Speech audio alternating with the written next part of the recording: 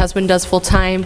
Many of you know me. I work at the hospital here in town as I will be serving as the Vice Chair of Senate Health and Human Services. With my employment background, I tend to gravitate toward a lot of health policy or be sought out to help carry health legislation. This year I have some new committee assignments. I'll be serving on Ag and Natural Resources in the Senate, and then I will also be serving on the Senate Tax Committee. This will be my 5th legislative session. I was first elected to the House in 2020 and then to the Senate after the good Senator Art Rush termed out. And so looking forward to returning back to the Senate. We have a lot of turnover this year. I think, I should know the numbers, 31. But it's 31. No, 30 this year, 31 last year. Yeah, so we have a lot of new senators, many that don't have legislative experience, and a lot that departed from the Senate with a lot of institutional knowledge. So I think there's going to be an interesting dynamic of inexperience, but also new ideas coming forward in the Senate. So should be interesting, and we're buckling up for a wild ride. Go ahead. Good afternoon. Is this on? Yeah. As I was introduced, I'm Bill Sharma. I live in Dakota Dunes. I served in the Senate for 1 year when Dan Lederman left, with 1 year left in his four-year term, second four-year term. Is this making all that noise? Mm-hmm. Huh. And was appointed by Governor Dugard to fill that last year. Then I ran for re-election. I was in District 16 at the time, lost by 28 votes in the primary, so took a time away from that then, and then ran again, and I was re-elected 2 years ago, and then, or elected 2 years ago, and then re-elected just this last November. So I live in Dakota Dunes. I have a wife of 49 years and 3 married daughters with 10 grandchildren. 5 boys and 5 girls. I just took a trip with 3 of my grandsons from Minneapolis. We went out to Standing Rock on Monday and harvested a buffalo, and that was a lot of fun for them and me. I serve on the Commerce and Energy, Transportation, and Military and Veterans Affairs. Honored to serve in all of those committees, representing the citizens here. I really at times feel challenged and at times feel very thankful that I have the opportunity to serve.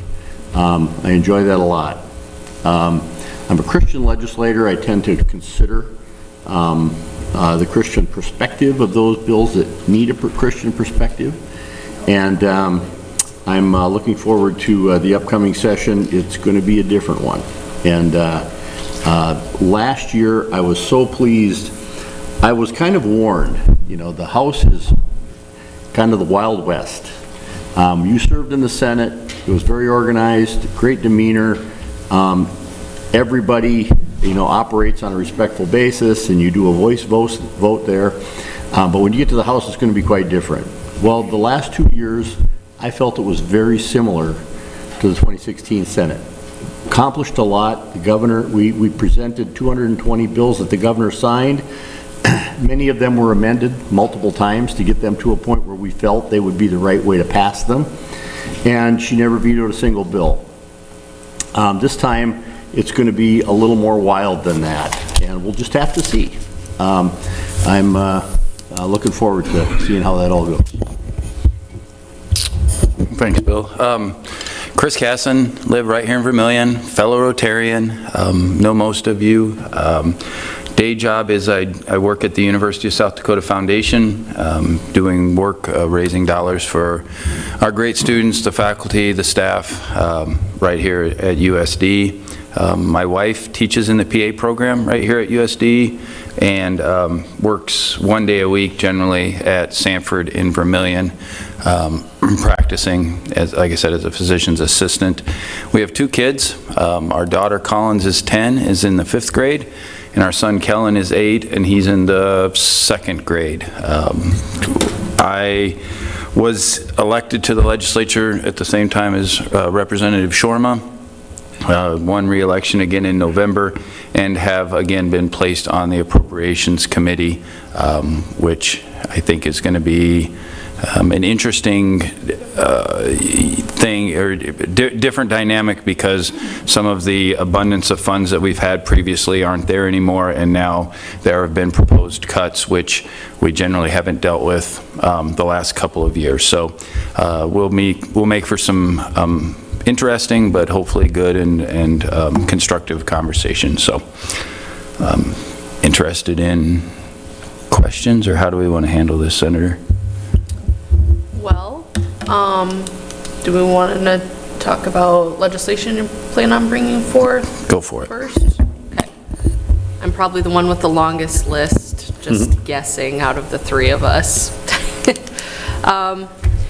I historically have always enjoyed bringing forth constituent bills and working with individuals that reach out to me with ideas that they have. And so a lot of these that I'm bringing forth are because of that.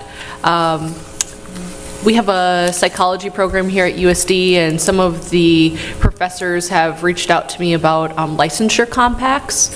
And for those that are not familiar with the concept, that means your license in one state is good in another state, with because both states have agreements on what the standards are, or the licensing standards are, and what that means then is less cost usually to the licensee. It streamlines the ability for them to cross state lines and provide services, and especially in healthcare, we've seen this concept just grow in popularity as telemedicine becomes more popular and more accessible, so that providers can treat patients in different states very easily. And with our district being a border district to Nebraska and Iowa, it just makes sense, and helps us not only keep people where they want to be, but just accessibility to services is also important. So planning on working on a licensure compact for school psychologists.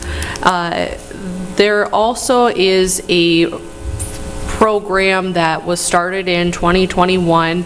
It's called the Rural Access Infrastructure Program.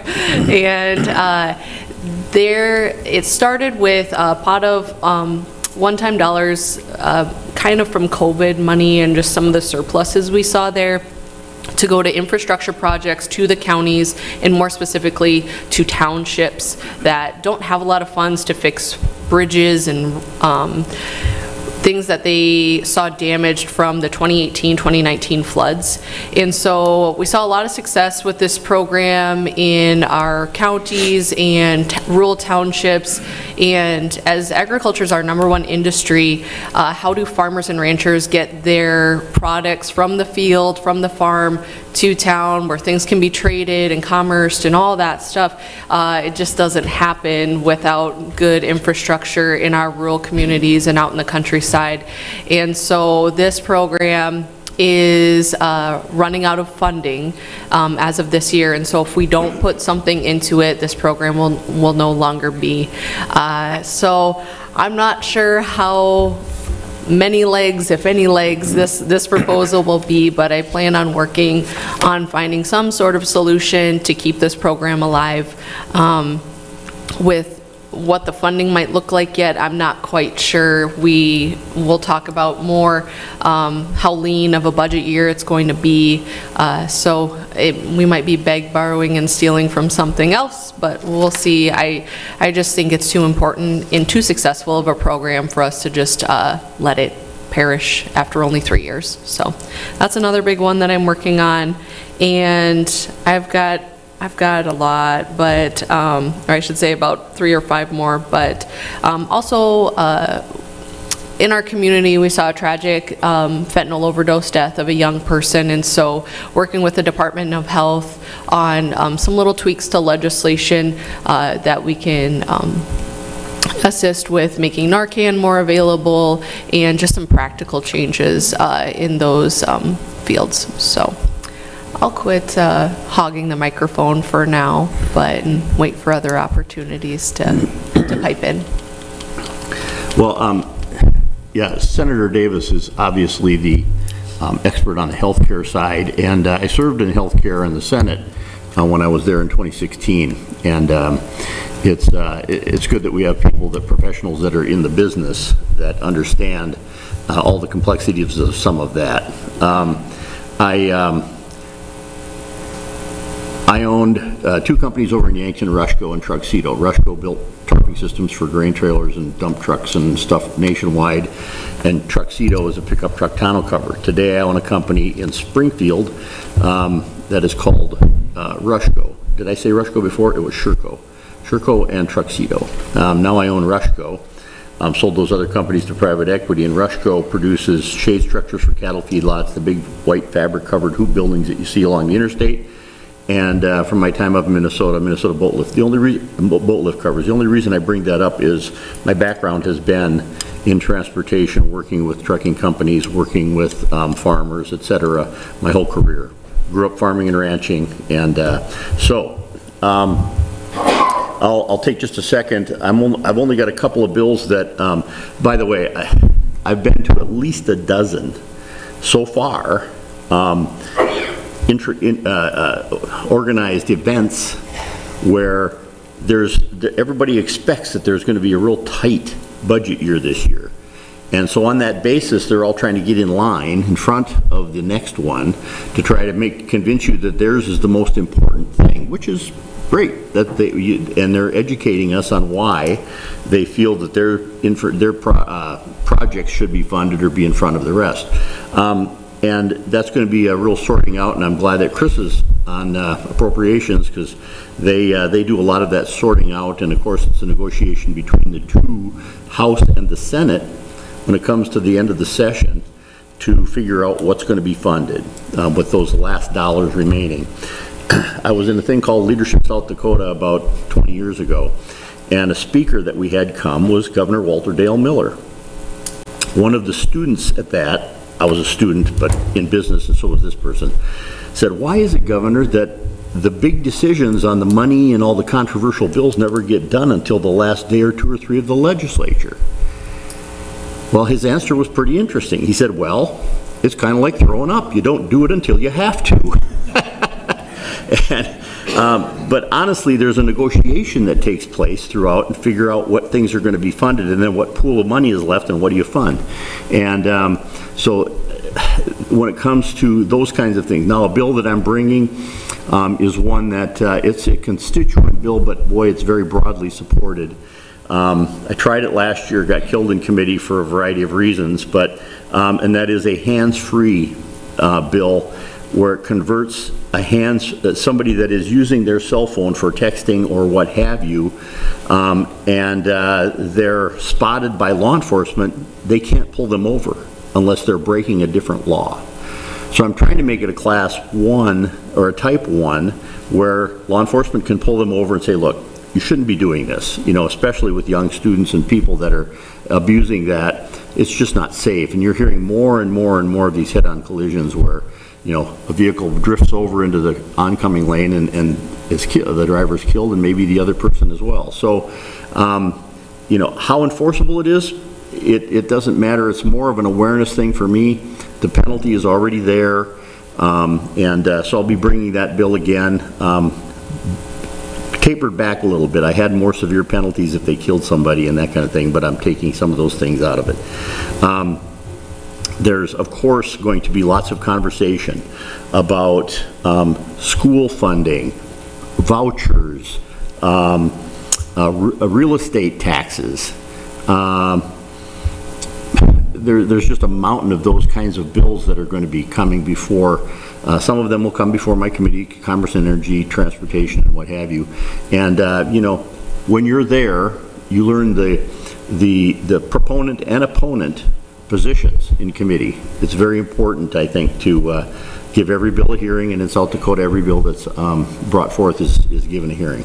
So I'll just kind of leave it at that, and maybe we'll circle back again, and I'll talk about the leadership that has been elected. Yeah, thank you. Well, I have some bill ideas.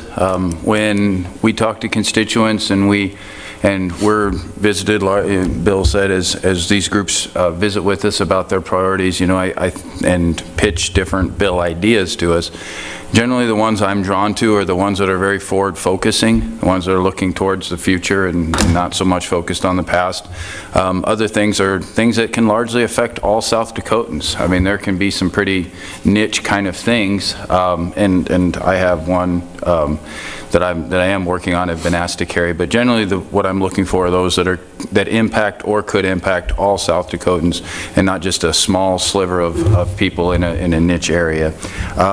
One of them that I'll just go through them. One of them is the timing of the fiscal note for ballot initiatives. I think we're very much aware of IM 28 through some of the discussions, and the fiscal note that was attached to that was old by the time we voted, and there's some really outdated laws around why that couldn't be updated.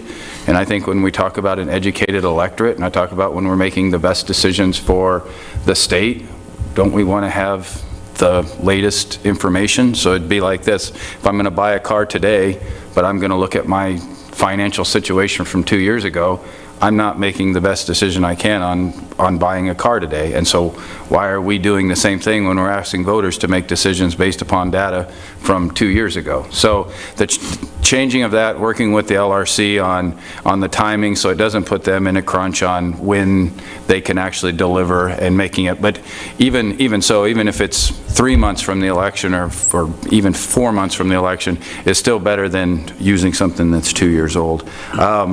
Other states, and in particular other school districts, are going to student teacher stipends in order to attract student teachers into their prospective districts. The idea being, once you student teach in a district, there's a really good chance that you'll keep that student teacher as a full-time teacher.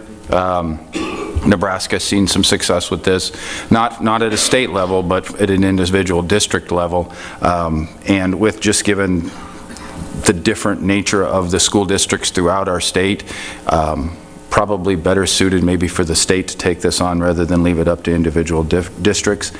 We had I think everybody's pretty well aware of the severe flooding that we had in this district, but I also want to expand it to emergency relief. In these emergency declared areas, these FEMA declared areas, Iowa has a program that augments what FEMA does. We don't have that in South Dakota.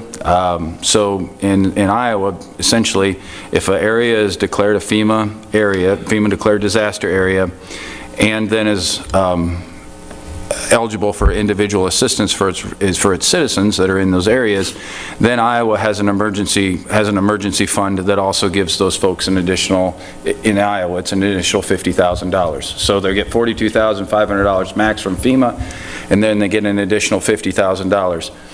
Again, when we're talking about losses from $400,000 to $600,000, it kind of seems like not that much, but in somebody's worst time of need, it's better than nothing. So I think that's something that we should be looking at, and kind of mirroring that program. There is a thought of essentially, instead of using general fund dollars, allowing the citizens that reinvest in their property to keep the sales tax on the construction materials and also the excise tax. So in essence, instead of general fund dollars going, the other thing that I'm thinking about is, or kicking around, is the idea of augmenting that basically with allowing them to keep those tax dollars on those materials and also the excise tax. So there wouldn't be any general fund impact to this, but there also would be an impact to that resident, like I said, during their worst time of need. And we saw that in McCook Lake, North Sioux City, when those individuals were flooded and lost their house. Elder care remains a huge issue in not just South Dakota, but across the country. I think everybody in this room is probably impacted one way or another by a parent, a grandparent that is, might be facing Alzheimer's or something like that, and how that impacts you. So I'm looking at different ways, whether it's budgetarily or through policy ways, in order to help us with what's going on with elder care in our state. NIL, like I said, I try and stay away from these very niche issues. NIL is something that is a very niche issue, but I've been asked to run this because of my background in athletics. it's kind of sad when we have a big football game on Saturday. We need to remain competitive across the landscape of college athletics, and that also includes doing some legislation with regards to name, image, and likeness, and we could do an entire one of these, and I bet you will, about what name, image, and likeness anyway. But it's paying athletes in college athletics. And so those are some of the ideas that we're working on, that I'm working on currently, and looking forward to seeing the results of some of the drafts and working with the different committees and the different executive branch agencies on seeing where we can go. Want to talk about leadership, Bill? Sure. Mr. Card, in his email to us, said you may want to let members know about the new leadership in each chamber.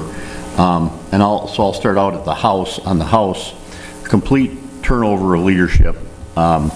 We had the Speaker is no longer, he termed out. The Majority Leader did not get reelected. The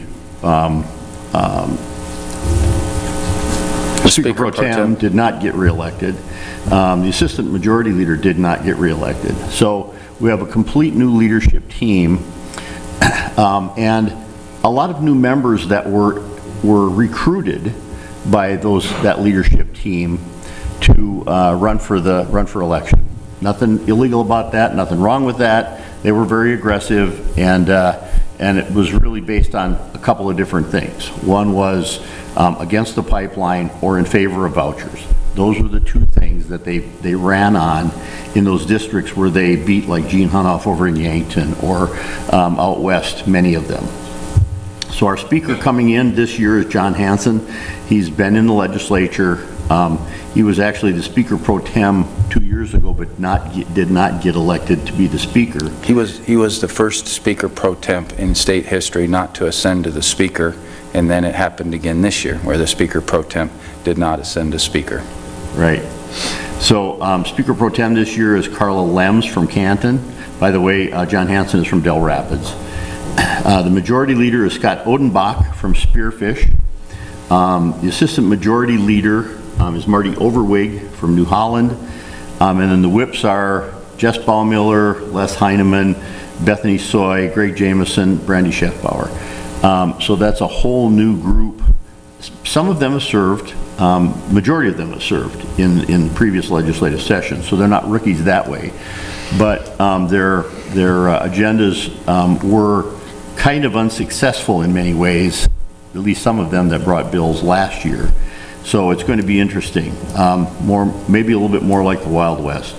Interesting fact, the two Democratic minority leaders, one in the House and one in the Senate, are female Democrats. It's the first time ever that a leadership person for the Democratic Party has been female, and both were selected to that. So you want to talk about the Senate, or do you want me to? No, I can talk about the Senate. Good. The Senate will be interesting this year. Little different dynamics. So the Lieutenant Governor presides over the Senate. We know that Governor Kristi Noem has been appointed as the new Director of Homeland Security, Secretary of Homeland Security, and we anticipate her resignation or departure from the governorship probably, I'm going to guess, shortly after the State of the State address, if I had to put some money on it. So that means Lieutenant Governor Larry Roden will take over as governor, appoint his own lieutenant governor with the advice and consent of the legislature. And there's lots of names floating around who that could be. I think the only person that really knows right now is the Lieutenant Governor Larry Roden knows who he's going to pick. But what's important about who he picks is that individual then is responsible for presiding over the Senate. The parliamentary procedure, they hold the gavel, will preside over debates, things like that. So I'm hopeful and pretty optimistic that the Lieutenant Governor has some very qualified individuals, I believe, in mind that I'm hopeful have some legislative experience or will at least be able to step into the role pretty seamlessly. But that that could make things interesting, especially at the beginning of the session with someone new at the helm.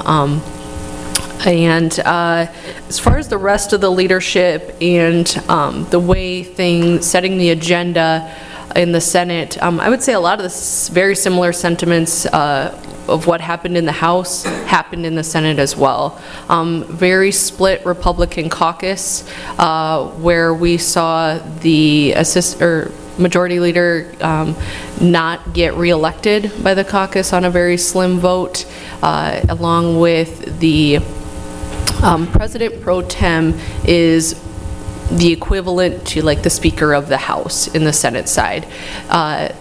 That also is a little bit different in the Senate, where it's not necessarily somebody that ascends to that position or there's like a natural progression, but interestingly, our new President Pro Tem, the individual that made committee assignments and will be setting the agenda every day, is an House member, so somebody that is new to the Senate, has never served in the Senate before. Representative Chris Carr from Sioux Falls will be, has got a lot, is going to be running the Senate and has never served as a senator, so should be interesting. He has 8 years of legislative experience from the House. The new Majority Leader in the Senate is Jim Melhoff from Pierre, who has 2 years of Senate and legislative experience, so not a ton of Senate experience in the top 2 leadership positions. And our Assistant Majority Leader, Carl Perry from Aberdeen, is also coming from the House, a 6-year legislative experience House member, never served in the Senate as well. So there's some experience coming in on our Senate leadership. I just think I'm very thankful for the 2 years of experience I had in the House before I came to the Senate, because I just am very well aware of the different dynamics of the 2 different chambers. And so I think it'll be to be seen how well our leadership adapts to the different dynamics. It's not like it is in the House. It's going to be, it'll just be interesting to see how they adapt and steer the ship for the rest of us.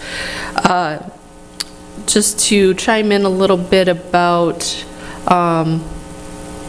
the recruiting and things like that too, that you see that kind of happens for Majority Leader races. And then as Representative Shorma said, it happens in the Senate. There's nothing illegal or different, or I mean, that happens on a national level too, and very similar concept happened in the Senate side as well. We saw a very low turnout Republican primary this last June with about 17% statewide voter turnout.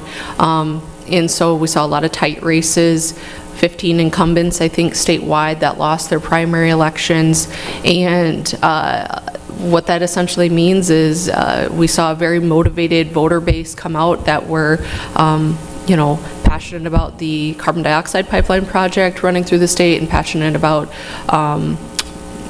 educational policy. And so I think when I look at the new senators coming in, those are I think a lot of what motivated a lot of them to run for office. So I anticipate a lot of our bills and topics and debates will be kind of finding our way back to those topics, but we've got a lot of work to do and a lot of things to work on, and so it'll be important to remind everybody that there's more to the state than just those 2 things.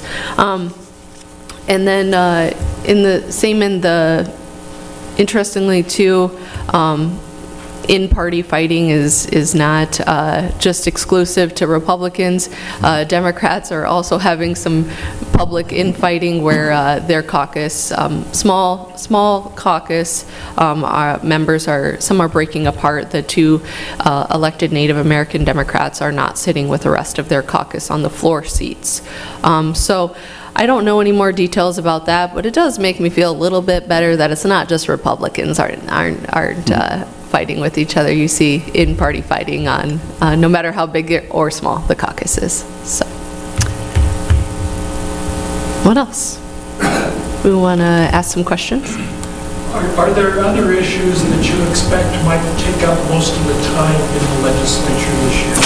Name one for each of you, that way I'm going to go first because I don't have, property taxes. Yeah. I had to steal what they were going to say, so make them think of something else. Yeah, and school choice, that's going to be a big one driven by the newly elected folks.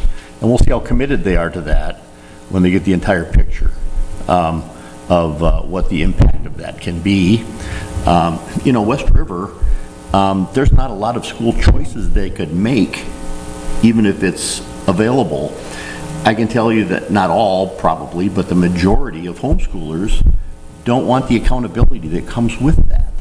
So they're not really supportive of that from my perspective, at least from what I'm hearing. That doesn't mean that everybody's against it, but that's kind of what I'm hearing. Yeah, the separation of a couple of the Democrats from their caucus is very interesting. I don't know whether Republicans are going to have one caucus or two in the House. It's hard to say. I hope that we all end up in one caucus, but proof will be in the pudding. There'll be, if there is one caucus, there'll be an awful lot of sidebar conversations taking place. I can tell you that. It's just going to be a very interesting year.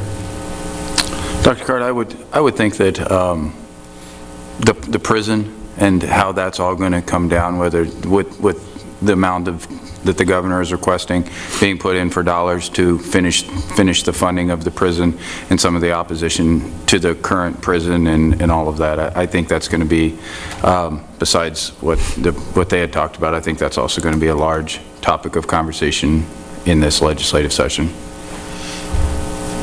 Art? This is maybe a question that I should know the answer, but I don't know the answer. So historically, the governor's cabinet appointees had to be approved by the Senate. When it became obvious that there was going to be a vacancy, but not the constitutional officers, when it became obvious that there was going to be a vacancy in the Attorney General's office, we got legislation through and was signed by the governor that required the constitutional officers to be approved by the Senate. Did that apply to the lieutenant governor as well? I believe so. I've been told that whoever Lieutenant Governor Larry Roden picks for his lieutenant governor, that'll be voted on by both chambers of the legislature, is my understanding. Yes. One interesting thought about that, and I don't have any inside baseball information as to who his choice candidate is. When I spoke to him a few days ago, he said, "Look, Bill, I haven't made up my mind yet." I said, "What about running?" "Well, I haven't made my mind yet either. I don't know whether he has or he hasn't." But it's a different type of a different candidate depending on the situation. Because if he's running, he probably wants to pick somebody East River that is well known, that can help him raise money and get support on the East River side. If he's not running, he can pick the best legislative knowledgeable person to help. Matt Michaels could be picked, who wouldn't be running again if Larry wasn't running, but has the experience, to bring a good sense to the legislative Senate body, because they're going to be the Speaker of the Senate. So there's all kinds of speculation. You'll read in different news articles. There's 8 or 10 different candidates, but it'll be just really interesting to see what choice he makes, and it may be somebody that none of us are predicting. I suggested to him that our Speaker last year in the House would be a great Hugh Bartles, because he has no aspirations to run beyond what he already did. He turned out, but he's got the experience. So he's got all kinds of great choices like that if he chooses not to run. If he chooses to run, it'll be a different game. And then it depends on whether Dusty Johnson and Marty Jackley both run also, as to whether he decides, the lieutenant governor decides to run. I think he kind of knows the writing's on the wall on that. So it just depends on his confidence in being able to get elected. One more question? Other questions? I was just wondering what exactly the Veterans Committee does. Well, last year we passed an expansion of forgiveness of not $150,000, but $250,000 of the first $250,000 valuation of a home for a disabled veteran. So we expanded their waiver of that. there's other asks with respect to the Veterans Hospital, Veterans Cemetery, who's allowed in, all that kind of stuff. So, and we just deal with those kinds of veteran issues, and we only meet at the request of the chair. So I think last year we met 4 times during the legislative session. It's not a regular committee that meets, twice a week like every other, because there's not as many issues, honestly. The number of veterans in the state is shrinking, and that's a good thing, I guess, since we don't have. But it operates like any other committee. They just Right. assign. They just like any other committee. They just assign the bills to them, and whenever they have enough bills, or whenever they have bills that deal with that, then they have a committee that goes through them just like any other committee would, and votes, and then it goes to the full body. Right. Just to give you a little bit more insight, and Chris is the budget guy and the appropriations guy, but based on the budget that was set, this year's increases are Human Services, $26.4 million. This is in the governor's budget. State aid is $21.6 million. Employee compensation is $6.8. Corrections is $5.1. Social services is $3.1. Education is $2 million. And the rest of state government is a negative $17.5 million, for a total of $47 million increase over the budget. So last year's budget, right? Make sense? Okay. And, we're just going to have to see. Like I said, there's not a lot of available dollars. Now, there is an exception to that, right? And that's the unclaimed property. Back about 5 years ago, unclaimed property was maybe 2 million, 3 million, 4 million. We've had some major financial entities that have moved to the state and brought their book of unclaimed property with them. This last year, we had budgeted roughly 60 million, right? And it came in at about 141 million. This year, we're going to budget 60 million, it sounds like. And the projection is 240 million. There's an extra chunk of dollars there that I think the governor has carved out an action item list of what she would like to do with it. But she doesn't have the final say. And in fact, if she's no longer the sitting governor, she won't even have the veto or approval pen. So it's going to be very interesting to see. Of course, the prison, to get fully funded so we don't have to bond it, is on the top of one of the top things on the list. But we won't need the money for the construction of that for at least 2 years. So it depends on whether that's a priority with everybody or not to have that fully funded.